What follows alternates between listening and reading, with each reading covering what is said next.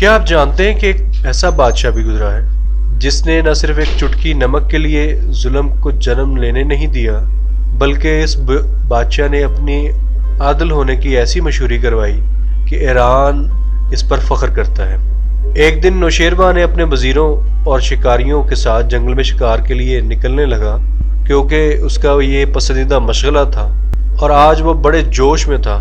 جنگل کے گھنے درختوں کے درمیان اچانک ایک ہرن دکھائی دیا۔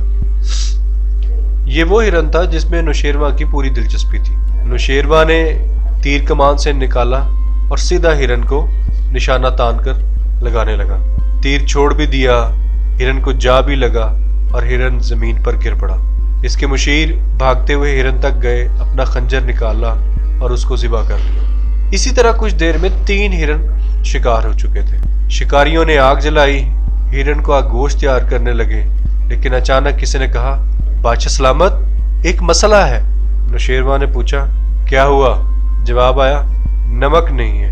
نوشیروان کی عادت تھی جب بھی شکار کے لیے نکلتا، اگر کوئی چیز چاہیے ہوتی تو قریبی گاؤں سے منگوا لیتا۔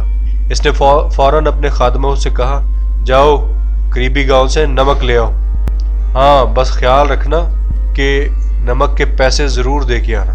خادم حیران ہو گئے اور بولے، بادشاہ سلامت، نمک تو تھوڑا سا ہی ہوگا، ہم اسے کیسے لے کے آئیں گے؟ مطلب اس کے پیسے کیسے دیں گے تھوڑے سے نمک کے؟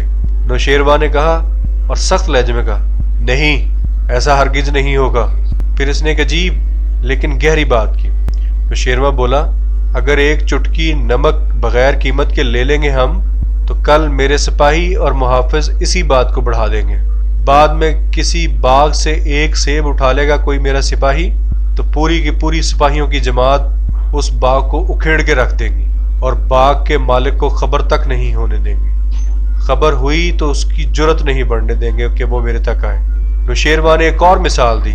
اس نے کہا، اگر آج میں کہہ دوں کہ جاؤ کسی مرغی سے انڈے لا دو، اور ایک خاص قسم کی مرغی ہے جس کے مجھے انڈے چاہیے، تو لوگ میرے بادشاہ ہونے کا فائدہ اٹھاتے ہوئے انڈوں کے لیے کئی مرغیاں ذبح کر دیں گے، اور شاید ان کے مالکوں سے کسی نے پوچھنے کی بھی ضرورت محسوس نہیں کرنی۔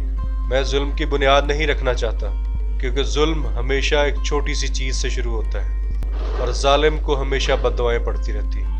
نوشیروان تاریخ میں عادل بادشاہ کے نام سے مشہور ہوگا، اور چھوٹی چھوٹی چیزوں میں عدل اس کی ایک نشانی بن کے ابھرا، اور آج بھی لوگ نوشیروان کو اچھے الفاظ میں یاد رکھتے ہیں۔